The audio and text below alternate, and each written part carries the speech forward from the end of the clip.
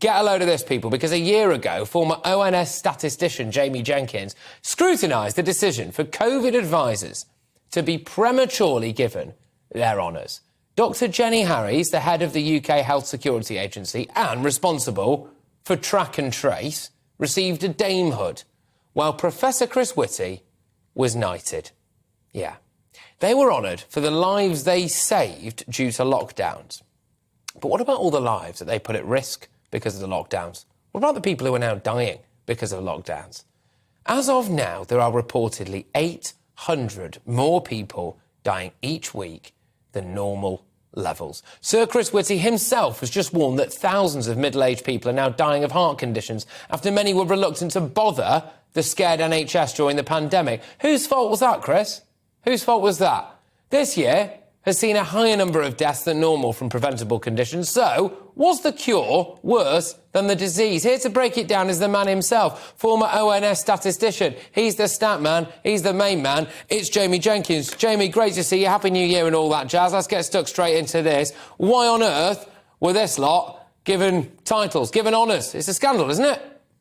Well, I think so, Patrick, and it kind of makes a mockery of the whole honour system. You've had it again this year. You've got Alok Sharma being given. Sir Alok Sharma, he's been kind of blowing up kind of power stations the last couple of years, and he's been given a knighted this year when you look at his contribution to combating climate change. But yeah, if we go back to last year, I was calling this out because, we just gone through part of the big part of the pandemic, and then some people would say, well, they're just doing their job. But to give out these big honours last year, and I think it's a scandal because we haven't had the COVID inquiry complete yet. It started in 2022, but it's going to take several years, obviously, to come out with things. But when you actually look at all of the facts and figures, Patrick, remember now, people have short memories, but I'm sure most people watching tonight, Patrick, will remember the podiums, which was stay home, protect the NHS, save lives. And some people say, well, what Chris Whitty was saying is stay home to stop infecting other people, not stay home and avoid the NHS. Well, that is not what the figures show, Patrick, because if you look at the data,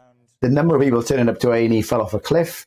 The number of patients in total in hospital during the height of the pandemic, actually, if you look at all causes, was lower, one of the lowest of the last 6 years. So people stayed away and people are dying from it.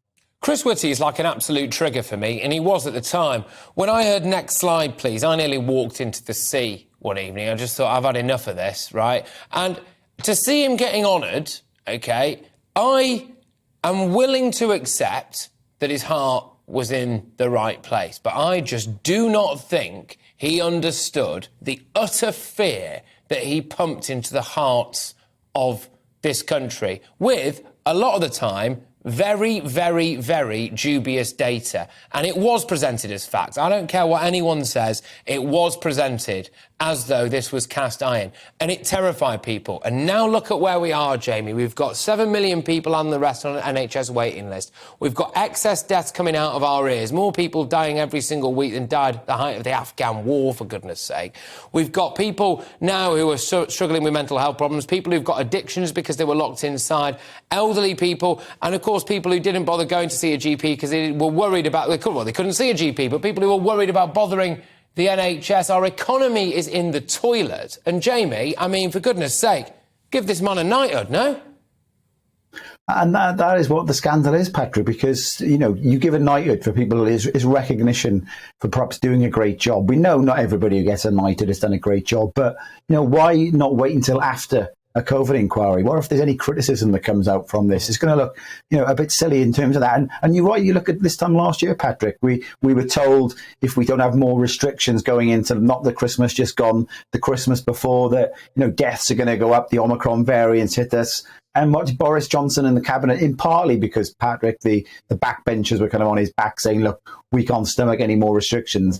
Boris went against them. And then what we could do, mark the homework of SAGE, which Chris Whitty would obviously been promoting at the cabinet meetings in terms of this. And the numbers, Patrick, were 93% lower than what the models were saying last Christmas. So what would they have been like if we were marking the homework of all the lockdowns previously? But yeah, I think it's, it was a scandal this time last year. It does kind of irk me as well when you see this year and him coming out now saying that people are dying because they stayed home and avoided the NHS. Well, that's exactly what they were saying to do. And But people are dying because of it. And I've seen some of the stuff on your TV station today, Patrick, clips of people and, families devastated because of this.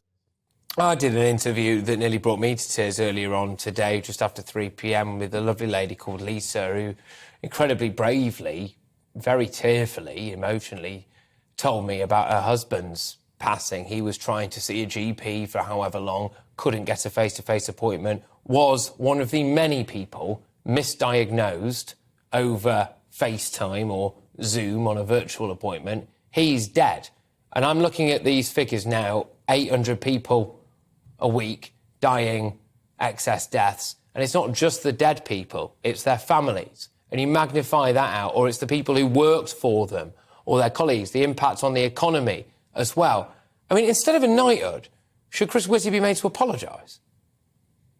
Well, I think all the politicians around at the time should be made to apologise, because ultimately, obviously, he would argue he was giving advice, and it's the politicians that where things kind of the buck stops, I would imagine there, Patrick. But right, you're right. Those heartbreaking stories, they are kind of devastating, and you hit the nail on the head with the waiting list. There's 7.2 million, but what we're seeing is, some of these waiting lists are not just people who have been on the waiting list for, say, 10, 12 weeks. The number of people waiting over a year has rocketed up as well. Waiting for heart procedures has rocketed up. And to come out and say, people avoiding the NHS and people are dying because of it, that is something that a lot of people were saying back in March 2020, that this was going to happen. And this is, I think, the point you raised there, Patrick, which I think is important to kind of pull out there, is the fear that was put in there. Because remember, we had different waves of COVID, but people stayed away from the NHS, even when there was very little COVID going around in some of the summer months, because they still felt, I better protect the NHS and to save lives. And